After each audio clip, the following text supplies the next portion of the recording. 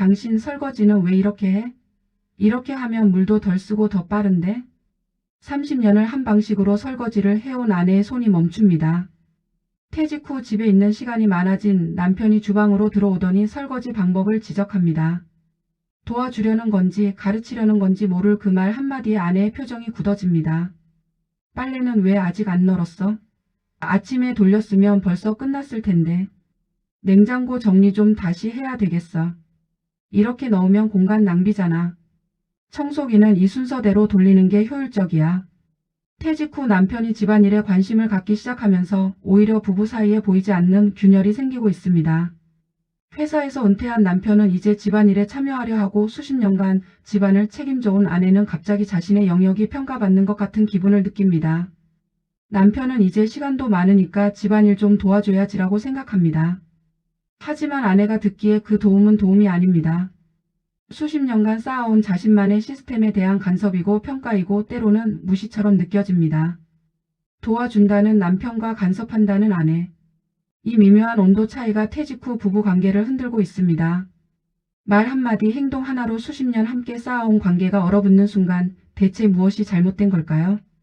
오늘은 퇴직 후 부부가 겪는 이 미묘하고도 심각한 갈등에 대해 깊이 있게 이야기해보려 합니다.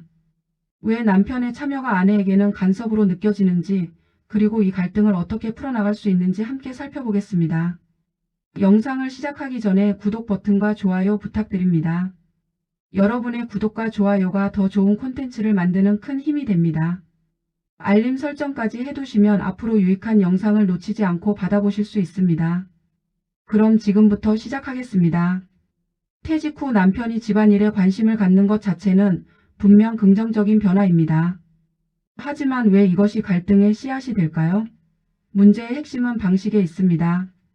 30년, 40년간 회사 생활을 해온 남편들은 직장에서의 방식을 그대로 가정에 적용하는 경우가 많습니다. 회사에서는 효율성이 중요했습니다. 프로세스를 개선하고 더 나은 방법을 제안하고 성과를 측정하는 것이 능력이었죠. 이런 습관이 그대로 집안일로 옮겨갑니다. 이렇게 하면 더 빨라, 이건 비효율적이야, 왜 이 순서로 안 해? 남편의 입장에서는 더 나은 방법을 제안하는 것입니다. 선의에서 나온 조언이죠. 하지만 아내에게 이 말들은 전혀 다르게 들립니다. 그동안 당신이 한 일은 잘못됐어. 나는 전문가니까 내가 가르쳐 줄게. 당신 방식은 구식이야. 아내는 수십 년간 집안일의 전문가로 살아왔습니다.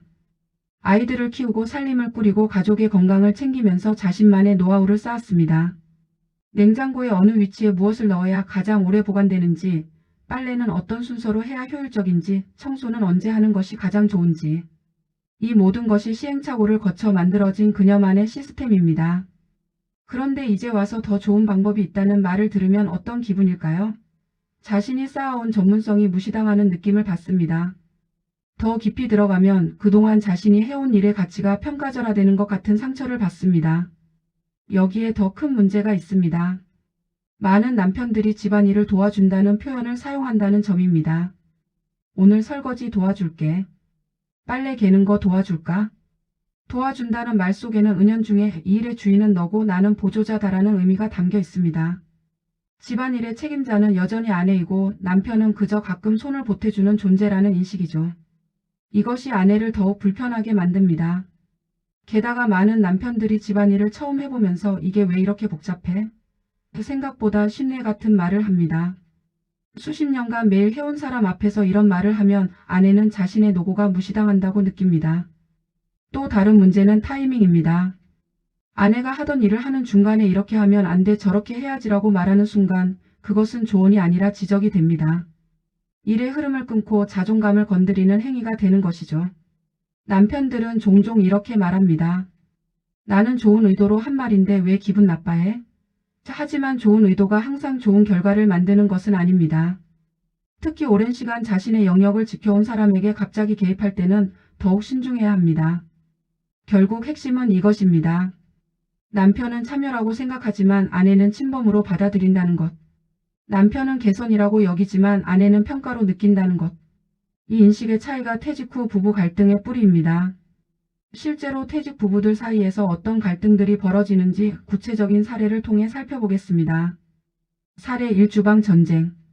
김모 씨 65세 남편은 퇴직 후 요리에 관심을 갖기 시작했습니다.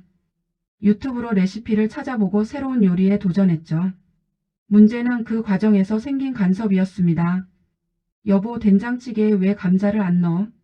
감자 넣으면 더 맛있는데. 국간장보다 집간장 쓰는 게 나아. 내가 유튜브에서 봤어. 야채는 이렇게 써는 게 아니라 저렇게 써는 거야. 40년간 가족의 입맛을 책임져온 아내는 결국 폭발했습니다. 그럼 당신이 해. 이후 일주일간 아내는 주방에 들어가지 않았고 남편은 매일 라면만 끓여 먹으며 미안함을 느꼈다고 합니다. 사례 2. 청소 스타일 충돌. 이모 씨 62세 부부의 경우 청소 방식을 두고 매일 실랑이가 벌어졌습니다. 남편은 청소기를 돌리고 걸레질을 하고 정리정돈을 하면서 효율적인 청소법을 강조했습니다. 거실부터 청소하고 안방으로 들어가야 동선이 짧아. 청소기는 이 모드로 쓰는 게 흡입력이 더 좋아. 이 청소용품은 비싸기만 하고 별로야. 내가 더 좋은 거 찾았어. 아내는 자신이 쓰던 청소용품, 청소 순서, 청소 방법 하나하나가 부정당하는 느낌을 받았습니다. 결국 그럼 당신 맘대로 다 해라며 청소를 전면 거부했고 남편은 혼자 청소를 하다가 며칠 만에 지쳐버렸습니다. 사례 3. 장보기 전쟁. 박모 씨 68세 남편은 퇴직 후 아내와 함께 장을 보러 다니기 시작했습니다. 처음엔 좋았습니다. 무거운 것도 들어주고 함께 시간을 보낼 수 있었으니까요. 그런데 문제가 생겼습니다. 이 야채는 신선하지 않아. 저기 있는 걸로 골라. 이 가격은 너무 비싸. 다른 마트 가서 사자. 이건 왜 사? 집에 있잖아. 필요 없는 것 같은데? 정말 필요해? 매번 사는 물건마다 의견을 내고 가격을 따지고 필요성을 묻는 남편. 아내는 장보기가 스트레스가 되어버렸습니다. 30년간 혼자서 척척 해오던 장보기가 이제는 누군가의 감시를 받는 것처럼 느껴졌습니다. 사례 4시간 관리 간섭. 채모 씨 64세 부부는 아내의 일과를 두고 갈등을 겪었습니다. 남편은 퇴직 후 시간이 많아지자 아내의 일정에도 관심을 갖기 시작했습니다. 오늘 점심은 뭐 해? 아직도 안 준비했어? 빨래는 왜 오후에 해? 아침에 하는 게 더 효율적이지 않아? 친구 만나는 거 자주 가는 것 같은데 집에 있을 때는 언제야? 아내는 평생 자신의 리듬대로 살아왔습니다.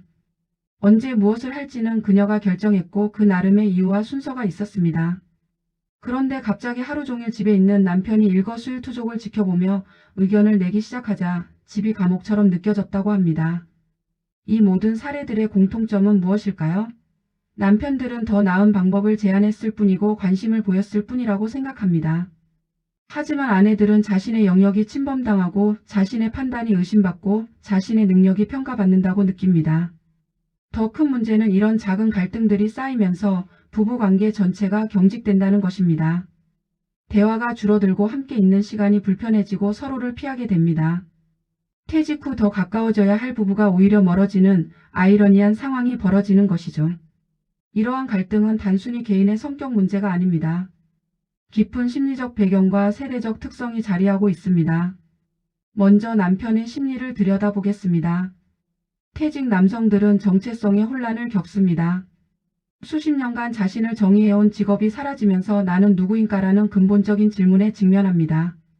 회사에서는 부장이었고 팀장이었고 전문가였습니다.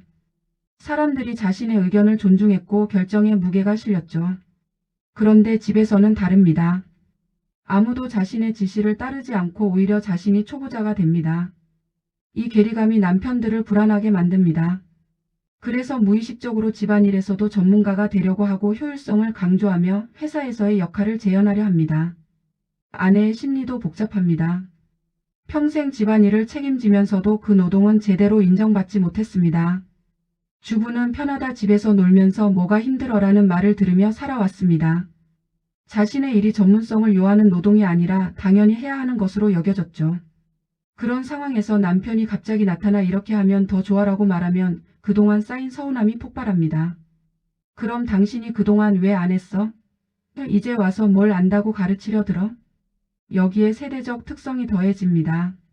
현재 퇴직 연령대의 부부들은 전통적인 성 역할 구분이 명확했던 시대를 살아왔습니다. 남자는 밖에서 돈을 벌고 여자는 집안을 돌보는 것이 당연시되었죠. 남편들은 집안일을 안 해도 되는 일로 여기며 살았고 아내들은 혼자 해야 하는 일로 받아들이며 살았습니다. 그러다 퇴직 후 갑자기 역할이 바뀌면서 둘 다 혼란스러워합니다. 남편은 어떻게 집안일에 참여해야 할지 모릅니다. 도와주려고 하는데 왜 아내가 싫어하는지 이해하지 못합니다. 아내는 갑자기 자신의 영역에 침입한 남편이 불편합니다. 평생 혼자 해오던 일에 누군가 끼어드는 것이 어색하고 거북합니다. 또한 소통 방식의 차이도 문제입니다. 남편들은 회사에서 쓰던 직접적이고 업무적인 언어를 그대로 사용합니다. 이건 왜 안 했어? 이렇게 하는 게 더 낫지 않아?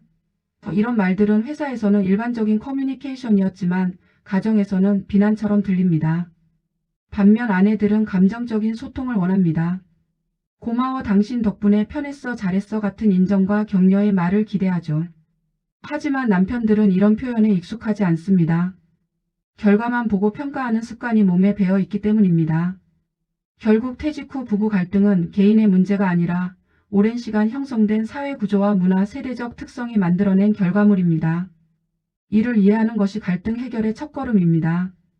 그렇다면 이 갈등을 어떻게 풀어갈 수 있을까요? 구체적이고 실질적인 해결 방안을 제시하겠습니다. 첫째, 남편은 도와준다는 마인드에서 함께한다는 마인드로 전환해야 합니다. 집안일은 아내의 일이 아니라 부부 공동의 책임입니다. 설거지 도와줄게가 아니라 내가 설거지 할게라고 말하세요. 작은 언어 습관의 변화가 관계를 바꿉니다. 집안일을 자신의 일로 받아들이고 주도적으로 맡으세요. 둘째, 초보자임을 인정하고 배우는 자세를 가지세요. 아내는 수십 년의 경험을 가진 전문가입니다. 회사에서 신입사원이 팀장에게 이렇게 하는 게 더 낫지 않나요? 라고 말하면 어떨까요? 집안일도 마찬가지입니다. 이렇게 하면 어때? 가 아니라 이건 어떻게 하는 게 좋아? 라고 물으세요. 셋째, 아내의 방식을 먼저 따라 해보세요. 효율성보다 중요한 것은 존중입니다. 아내가 30년간 해온 방식에는 그만한 이유가 있습니다. 날씨, 가족 구성원의 습관, 집의 구조 등을 고려한 최적의 방식일 수 있습니다. 일단 그 방식대로 해보고 충분히 익숙해진 후에 조심스럽게 의견을 제시하세요. 넷째, 칭찬과 감사를 표현하세요. 당신이 그동안 이 일을 해왔다니 정말 대단해. 이렇게 복잡한 줄 몰랐어. 당신 덕분에 우리 가족이 잘 살았어. 이런 말들이 아내의 마음을 녹입니다. 평가가 아니라 인정이 필요합니다. 다섯째, 자신만의 영역을 만드세요. 모든 집안일에 참여하려 하지 말고 특정 영역을 완전히 자신의 책임으로 가져가세요. 예를 들어 설거지, 분리수거, 화분 관리 등을 전담하는 것입니다. 그 영역에서는 아내가 간섭하지 않도록 부탁하고 자신만의 방식을 만들어 가세요. 서로의 영역을 존중하는 것이 중요합니다. 여섯째, 아내를 위한 시간과 공간을 보장하세요. 퇴직 후 남편이 하루 종일 집에 있으면 아내는 숨 쉴 공간이 없어집니다. 일주일에 며칠은 밖에서 시간을 보내세요. 취미활동, 친구 만남, 자원봉사 등 집 밖 활동을 찾으세요. 아내에게도 자신만의 시간이 필요합니다. 일곱째, 대화의 타이밍과 방식을 바꾸세요. 아내가 일하는 중간에 지적하지 마세요. 하루 일과가 끝난 후 편안한 분위기에서 오늘 내가 한 일 중에 개선할 점이 있을까? 하고 물으세요. 아내에게 지적할 때도 당신이 한 건 잘못됐어가 아니라 내가 이렇게 해봤는데 어떤 것 같아? 라고 제안하세요. 여덟째, 함께 새로운 것을 시작하세요. 기존의 집안일을 놓고 다투기보다 함께 새로운 활동을 시작해보세요. 함께 요리 수업을 듣거나 정원 가꾸기를 배우거나 새로운 취미를 시작하는 것입니다. 둘 다 초보자인 상태에서 함께 배우고 성장하면 갈등이 줄어듭니다. 아내가 할 수 있는 것들도 있습니다. 남편의 참여를 완전히 거부하기보다 구체적으로 어떤 도움이 필요한지 말하세요. 이건 이렇게 해줬으면 좋겠어 라고 명확하게 요청하세요. 남편이 서툴게 하더라도 격려하고 기다려주세요. 처음부터 완벽할 수는 없습니다. 무엇보다 중요한 것은 대화입니다. 퇴직 후 부부가 함께 앉아 솔직하게 이야기를 나누세요. 당신이 도와주려는 건 고마운데 가끔 지적받는 것 같아서 상처받아. 미안해, 그럴 의도는 아니었어. 앞으로 조심할게.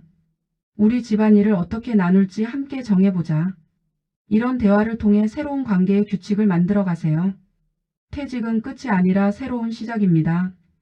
부부가 함께 제2의 인생을 설계하고 서로를 존중하며 진정한 동반자로 살아갈 수 있는 기회입니다. 남편의 참여가 간섭이 아니라 진정한 협력이 되려면 서로에 대한 존중과 이해가 필요합니다.